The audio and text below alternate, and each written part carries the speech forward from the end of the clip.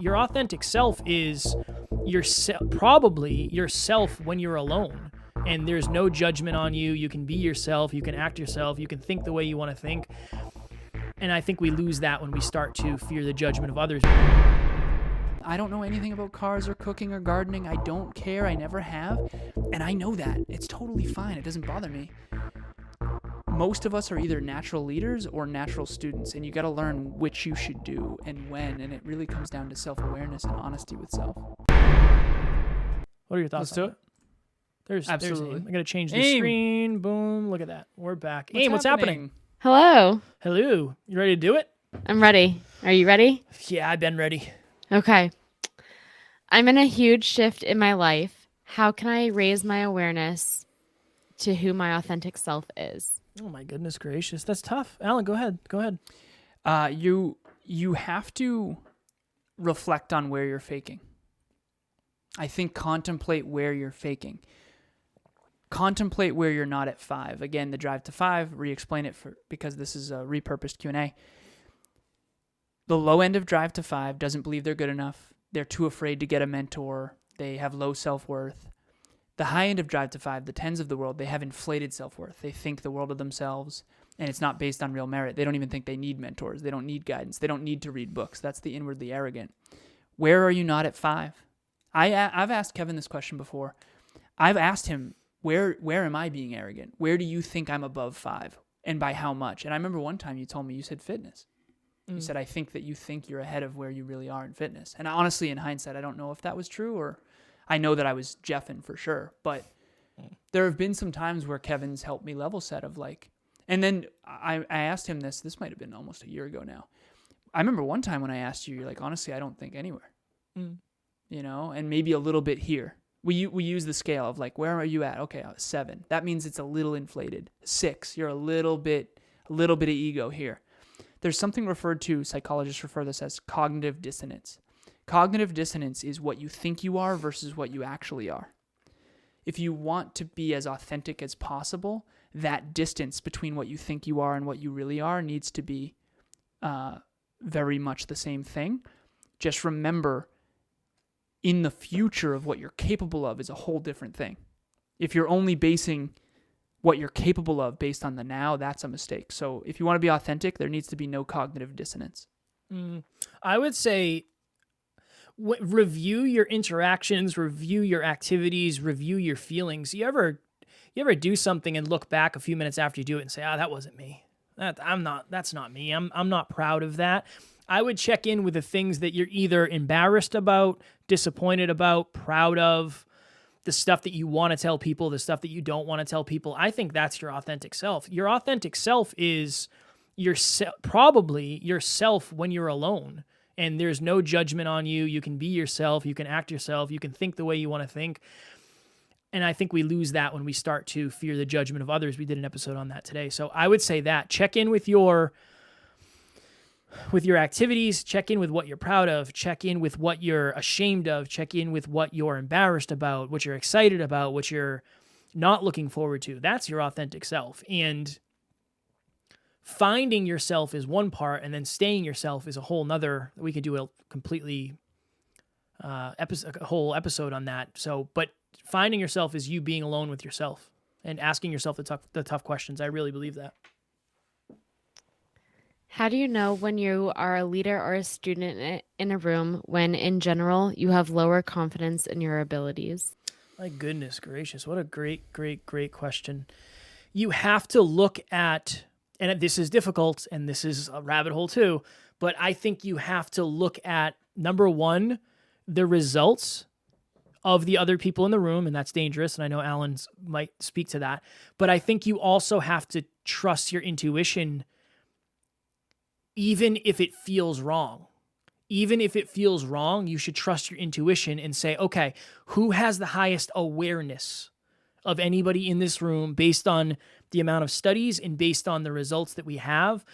The only reason I feel my awareness is higher in podcasting than most is because we have 900 episodes and we've had to learn more.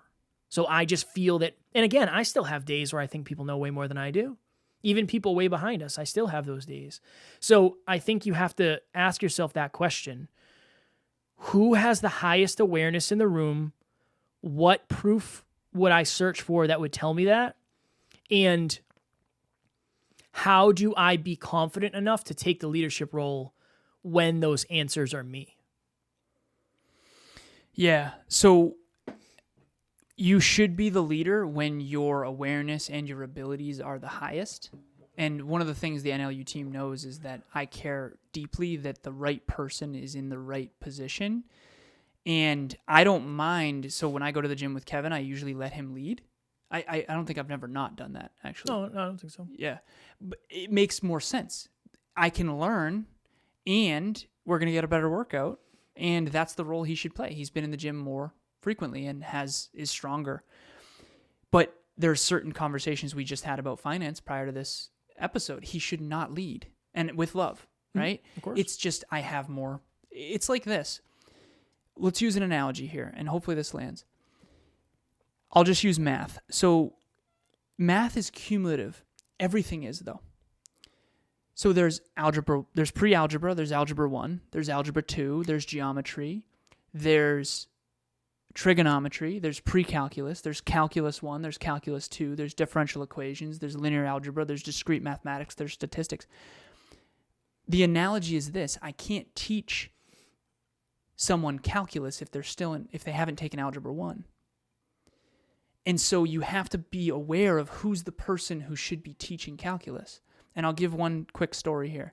I was on the phone with a client, and this client said, "Alan, I see you as the best at peak performance and productivity and personal development. Unbelievable. But I don't understand like the business stuff. I don't know if that's like your expertise." And I said, "With all the respect in the world, I'm going to be explicit with you. Your business doesn't play at a high enough level for me to show you what I know. And so if your business is playing at level 3, I can only show you level 3. You don't know where the ceiling is." And so the truth of the matter is, to answer the original question, if you're unsure of how much the other person knows more than you, put it this way: if you know more than them, you'll most likely know it. You'll most likely know it. Whereas if you know they know more than you don't know where the ceiling is, though, and that's the problem. And Kevin said this many times. He's like, every time we level up in business, I learn more about what you know, and I think that will happen forever, because he doesn't know where the ceiling is. He might know where the floor is, but he doesn't know where the ceiling is. And the ceiling is not me. It's Bill Gates or Elon Musk or whatever. But I think that's a good analogy. You got to figure out where you play, and that's self-awareness. Self-awareness. I don't know anything about cars or cooking or gardening. I don't care. I never have. And I know that. It's totally fine. It doesn't bother me. Most of us are either natural leaders or natural students, and you got to learn which you should do and when, and it really comes down to self-awareness and honesty with self. Hashtag hyperconscious. If you know someone who has habitually felt that they needed to fake it until they make it to build confidence, even if they actually had the ability but lacked the confidence to believe it, how would you advise them to break the cycle? Wow. That's a great question. That might be an Emilia question. I'm not sure. Interesting. I'm going to need you to read that one more time, please.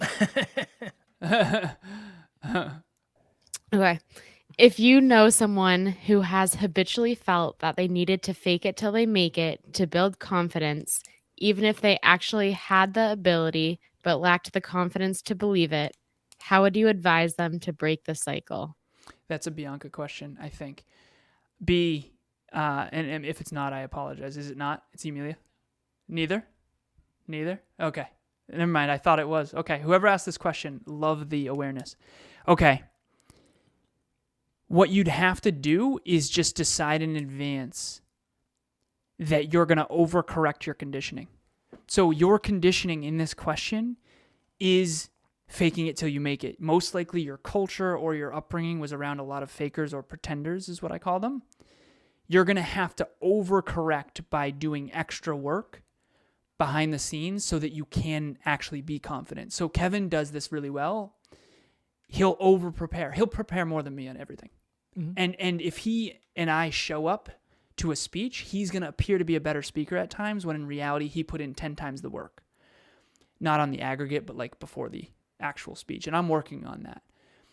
Over-prep to make up for the lack of confidence. That's my answer. Over-prep. Hi everyone, my name is Amy. I am part of the NLU team, and I just want to talk quickly about my experience at Your World Within Live and Top Notch Live. There are two events that Alan and Kevin both co-hosted. I remember being so nervous going to each one of them because I wasn't sure what to expect. I wasn't sure what was going to be happening or the people that I was going to meet. But I remember coming away from both of them with a sense of accomplishing something that I didn't think that I was going to accomplish. I was able to go outside of my comfort zone, talk to people that I wouldn't normally talk to, and do a testimonial, which was so nerve-wracking during those two times. But I'm super excited for this event because it's going to be incredible. We have incredible speakers, and I'm excited for you to learn more about yourself and for you to get outside your comfort zone. Yeah, we did. What was the last live podcast we did? I think that was one of the points I made is Imposter syndrome. Yeah, when you have imposter syndrome, the best way to combat that is really prep like a professional. Over prep. If you're trying to help somebody with this, you have to show them proof. Alan's done a really good job of this with me, of saying you're way better than you think. Here's a list of reasons why. I don't think we can always see how good we're doing. I think it's hard, especially if you're lower on the drive to 5, to give yourself credit for the amazing things that you're doing. Have somebody else do it for you. Write them down. Do your wins. I think this is like an ever long thing, a lifetime commitment to breaking that down. That's something I do every single day, but you have to start looking at the wins. And I think the other thing too, you have to figure out, and Alan said this, why are you actually faking it? Are you afraid to look bad? Are you afraid to quote unquote fail? Because if you actually have the capability, it's something far deeper than you're just faking it. There's something deeper, like Alan said, in the way you were raised, in your identity. There is something that needs to be unwired, and it's probably because whatever's attached to the reason you're faking. If you're afraid of being found out, if you're afraid of making a mistake, if you're afraid of looking like a failure, if you're afraid of being embarrassed because that's something that happened to you, that's a completely different thing. If somebody's helping you with that, they have to start highlighting your amazing parts, because you might not always see them. One more quick thing before we move to the next question Hammer. is this. Think about your upbringing. Whose love did you crave most, and who did you have to be to get love from that individual? Not whose love did you get most, or whose love did you want most, or whose love were you able to get most, but whose did you crave most? And it's usually the person who had some form of conditional love, understandably, and it might be some sort of toxic masculinity. But the point here is, whoever you craved love from most growing up, most likely that's where your answer will lie as to what you were faking in order to get that approval or that love or that validation. And this is not anything bad. Every human has this same sort of thing going on, and the extent to which you overcome that is the amount of real confidence that you'll develop. Boom. In what ways have you worked on becoming more true so you don't attract the fakers? Oh my goodness. I genuinely believe that when you decide to play from a real place, to be authentic, you have a radar for fake. I really believe that now. I know when somebody reaches out to me, whether or not they're doing it for a good purpose, whether it's aligned, whether or not they're trying to get something from me. I think you just have to start making decisions based on your intuition and then use everything as a lesson. I told this story recently. Somebody connected me with a quote unquote potential client, and that's how it was framed. And I said, all right, I'll jump on this call and I'll do this. Intuitively, I told Alan before I did it. I said, I don't know about this. I think this is probably a giant waste of my time. And I jumped on the phone with this person, and this person tried to get me as a client. First of all, they tried to tell me to work less. They said, hey, if you really want to succeed at fitness in your relationship, you're going to have to work less. I said, I'm doing just fine. Thank you. That's actually what our brand is about. So I think I'll be just fine. And with all due respect, my relationship is better than yours, and I am in better shape than you. So I don't need the feedback. Thank you. And it very quickly turned into this person trying to do a coaching call with me. I said, no, we're good. can I be a guest on your podcast? No, that's not going to happen either.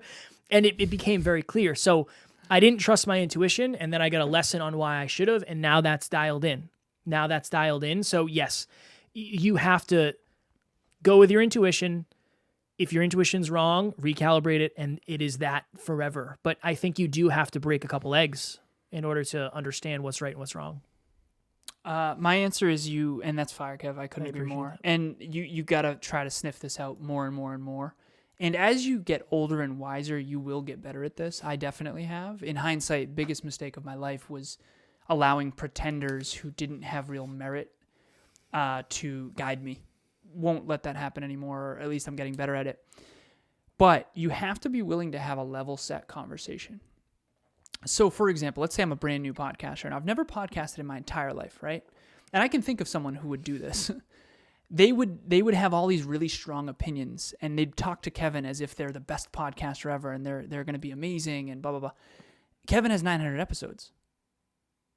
Kevin and I's team produce 17 people's podcasts every week, right? Thousands of episodes. Yeah. This person is delusional. And Kevin, in my opinion, would have to be willing to do what I call as a level set conversation. So how many episodes have you produced up to this point? That's a really good level set question for this person. None yet, but it's like, so how much research have you done about podcasting in terms of the statistics of how many podcasts actually succeed at the highest level? And then the person's going to be like, this is referred to as gaslighting when it's done in a toxic way. I'm not suggesting that you gaslight anybody. What I'm saying is that if you ask an authentic question and get them to contemplate themselves, and I use my mom as an example because she's never really grown and scaled any global businesses, but she used to have strong opinions about what Kevin and I do in business. And I eventually just said, Mom, how many businesses have you grown and scaled globally? We're listened to in 100 countries. Like, how many podcasts have you produced? And she was like, oh. And it got her to kind of realize, you know what, maybe I don't really know what's best for Kevin and Alan. And so that's a level set conversation that you have to be willing to have. And I think that's really important because it brings everyone to the truth. Fire. Amy, quick one. We got a quick one?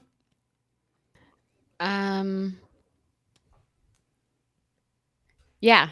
Lightning round. Okay. If you were to design a saying that would more accurately reflect what one should do to build confidence without faking it, what would that motto or saying be? Oh my goodness. No matter what you do, you're going to fail. Failing does not make you a failure, is what I would say. I love this question. Lightning round. It would be lightning round. It would be, believe it or not, real confidence comes from the people willing to fail the most and learn from it over time. That's where real grit and real skills develop. Fire. That was a good lightning round. Next, Level Nation. If you want to have the best year of your life, you have to surround yourself with some next level human beings. And Alan and I were talking about this on one of our episodes earlier. There's so many people out there who want better, but they aren't surrounded by people who want better for them. And it's very hard to accomplish your goals, never mind doing it on your own. March 26th, 2022, Next Level Live. We went and toured the venue. It is beautiful. We paid for everybody's parking. You pull into the parking garage under the hotel, take the elevator up. You'll be in the ballroom, and we will get this thing going. It is only $97. We are more than 50% sold out, so make sure you get your tickets. And again, not only are you going to learn, but you're going to be in a room of people that are authentically themselves, and you're going to be authentically yourself, and you're going to be able to talk about big goals and big dreams, and nobody's going to make you feel bad for that. So everything you will need on the repurpose is in the show notes, and you'll get to see AIM too, which that's why everybody's going to come anyway to see AIM. She's going to be DJing. DJ Amy. Are you out there and you're like, gosh darn it, I can't come to Next Level Live because I'm not in that geographical location, or maybe I'm not in that country and COVID, whatever. Womp, womp, womp. But you're like, I still want to get around a next level group of people. Next Level group coaching is on fire. 5 different groups: Ambitious Army, Gratitude with Attitude, Legacy by Design, Pursuit of Excellence, and Tribe of Abundance. 5 groups have been absolutely on fire. The latest and greatest is Legacy by Design. Amy's an assistant coach in there. This program is very well polished at this point. There's a WhatsApp group. It's on fire. I think I'm looking at 70 messages every day when I open my WhatsApp. It's awesome. Everybody's rolling. And there's a habit tracker, bi-weekly sessions with Kevin and myself. There's 2 assistant coaches, Sarah and Amy, there to guide you every step of the way. We've got Matt on the mobile app. I mean, if you want to be a part of a team that is committed to getting to the next level, that's what Next Level Group Coaching is. There's a link in the show notes. And Amy, because we're live, would you mind please putting a link to nextleveluniverse.com/group coaching as well in the comments? And I can show you how to do that as well. So, Amy, if you go to the main website and click on group coaching, you can get that URL there. I think it's also in our shared notes too. Perfect. So I can just go there. Boom. Perfect.